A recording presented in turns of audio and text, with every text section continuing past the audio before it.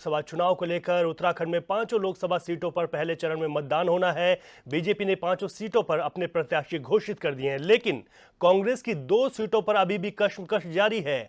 हरिद्वार से हरीश रावत को कांग्रेस उम्मीदवार बना सकती है, तो नैनीताल से यशपाल आर्य का नाम आगे चल रहा है।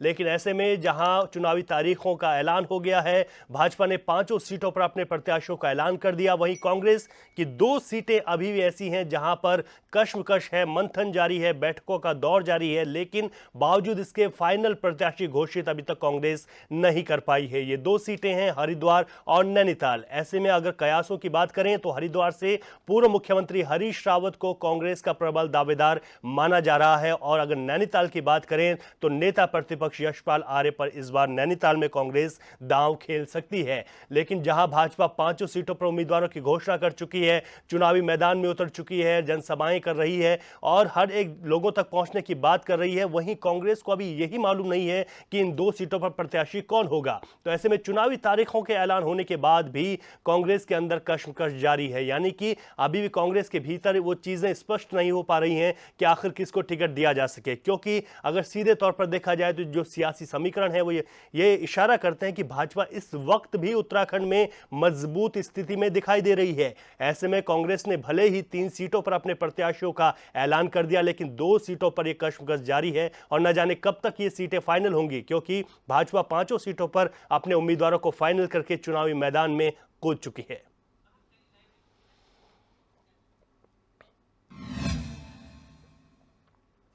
हमारे संवाददाता अरुण सैनी हमारे साथ लाइव हैं और डिटेल में लेते हैं इस जानकारी को कि आखिर कांग्रेस के भीतर चल क्या रहा है। अरुण, 2 सीटें हरिद्वार और नैनीताल पर कहां पर यह पेंच फंसा हुआ है? चुनावी तारीखों का ऐलान हो गया, आरोप प्रत्यारोप लग रहे हैं, लेकिन कांग्रेस 2 अपने कैंडिडेट फाइनल नहीं कर पा रही है। जी रवि, बिल्कुल। देखिए, लोकसभा चुनाव का बिगुल फूंक चुका है और ऐसे में जो 19 अप्रैल को मतदान होना है, 20 मार्च से 27 मार्च तक नामांकन की प्रक्रिया होगी और ऐसे में 30 मार्च को नाम वापसी की अंतिम तिथि है। लेकिन कांग्रेस पार्टी की अगर बात कही जाए तो कांग्रेस पार्टी ने अभी तक जो है 3 सीटों पर अपने प्रत्याशी घोषित किए हैं। पौड़ी, टिहरी और अल्मोड़ा सीट पर कांग्रेस ने अपने प्रत्याशी मैदान में उतार दिए हैं, तो वहीं हरिद्वार और नैनीताल लोकसभा सीट अभी भी कांग्रेस के लिए अभी भी कश्मकश का माहौल इन दोनों सीटों पर चल रहा है और लगातार चिंतन मंथन हो रहा है कि आखिर पार्टी किसे टिकट देना चाहती है। बात अगर हरिद्वार की करें तो हरिद्वार जिस तरीके से लगातार हॉट सीट बनी हुई है, चाहे भारतीय जनता पार्टी की भी बात हो या कांग्रेस की भी, लेकिन भारतीय जनता पार्टी ने तो जो है हरिद्वार लोकसभा सीट पर अपना प्रत्याशी उतार दिया है। वह पूर्व मुख्यमंत्री और भारतीय जनता पार्टी के वरिष्ठ नेता त्रिवेंद्र सिंह रावत को भारतीय जनता पार्टी ने मैदान में उतारा है। तो वहीं अगर बात कांग्रेस पार्टी की करी जाए तो कांग्रेस पार्टी में हरिद्वार लोकसभा सीट को लेकर भी जो है अभी कश्मकश का माहौल लगा हुआ है। पार्टी सूत्रों के मुताबिक बात करें तो जिस तरीके से अगर बात की जाए तो पार्टी प्रबल दावेदार जो है हरीश रावत, जो कि पूर्व मुख्यमंत्री भी उत्तराखंड के रह चुके हैं और कांग्रेस के वरिष्ठ नेता है, उन्हें प्रबल दावेदार मान रही है और पार्टी चाहती है कि हरीश रावत जो है हरिद्वार लोकसभा सीट से चुनाव लड़े। लेकिन हरीश रावत लगातार जो है चुनाव लड़ने से मना कर रहे हैं और उनका कहना है कि वो जो है उनके बेटे वीरेंद्र रावत को हरिद्वार लोकसभा सीट से टिकट देना जाना चाहिए। तो इस तरीके की कश्मकश का माहौल जो है कांग्रेस पार्टी में भी चल रहा है। तो वहीं अगर बात की जाए तो प्रदेश अध्यक्ष कांग्रेस के करण माहरा, उन्होंने भी हरिद्वार सीट से अपनी दावेदारी पेश की और उनका नाम भी चर्चाओं में है। तो इसको लेकर पूरी कश्मकश हरिद्वार लोकसभा सीट पर अभी कांग्रेस में चल रही है और हरीश रावत भी कई दिनों से जो है दिल्ली में डेरा डाले हुए हैं, लगातार दिल्ली में जमे हुए हैं। प्रदेश अध्यक्ष ने भी कुछ समय पहले जो है दिल्ली में डेरा डाला। तो ऐसे में हरिद्वार लोकसभा सीट को लेकर अभी पूरा कश्मकश का माहौल है। हालांकि पार्टी की तरफ से प्रबल दावेदार हरीश रावत माने जा रहे हैं, हरीश रावत का नाम ही सबसे आगे चल रहा है, लेकिन हरीश रावत बार बार अपने बेटे वीरेंद्र रावत की पैरवी हरिद्वार लोकसभा सीट से कर रहे हैं। अब बात करें नैनीताल लोकसभा सीट की, तो नैनीताल लोकसभा सीट को लेकर भी कांग्रेस में काफी कश्मकश का माहौल इस वक्त है, क्योंकि बात करी जाए तो नेता प्रतिपक्ष यशपाल आर्य को पार्टी चाहती है कि जो है नैनीताल से लोकसभा चुनाव लड़े, लेकिन यशपाल आर्य ने भी जो है चुनाव लड़ने से मना किया था। उन्होंने भी कहा कि इस बार वो प्रचारक के रूप में कार्य करना चाहते हैं और प्रचार जो है पार्टी का करना चाहते हैं, चुनाव लड़ने से उन्होंने मना किया था।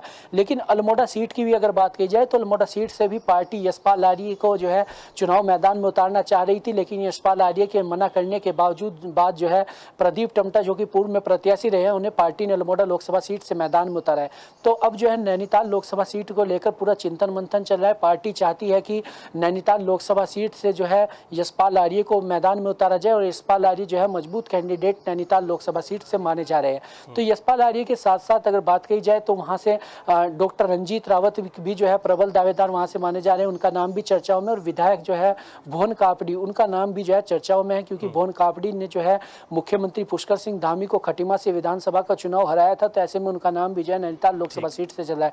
तो इसी को लेकर पूरी कसमकस अभी कांग्रेस पार्टी में चल रही है और इन 2 सीटों को लेकर पूरा चिंतन मंथन चल रहा है। हालांकि कांग्रेस पार्टी से जब इसके बारे में बातचीत की गई तो कांग्रेस पार्टी के प्रदेश अध्यक्ष, उपाध्यक्ष सभी का कहना है कि राहुल गांधी की जो भारत जोड़ो न्याय यात्रा चल रही थी उसकी वजह से जो है सीईसी की जो बैठक होनी थी उसे टाला गया था और आज देर रात जो है यात्रा का समापन हो चुका है और आज हो सकता है कि देर शाम तक या देर रात तक या कल जो है सीईसी की बैठक हो और जल्द ही उत्तराखंड की इन दोनों सीटों पर जो है संशय के बादल है वो संशय के बादल छट जाए और कांग्रेस इन दोनों सीटों पर अपने प्रत्याशी का नाम घोषित कर दे। ठीक है अरुण, आपने बिल्कुल पूरी जानकारी दे दी कि किस तरीके से यहाँ पर पेंच फंसा हुआ है और कब तक यहाँ पर ऐलान हो सकता है। बहुत शुक्रिया आपका, आप हमारे साथ जुड़े और दर्शकों तक आपने जानकारी पहुंचाई।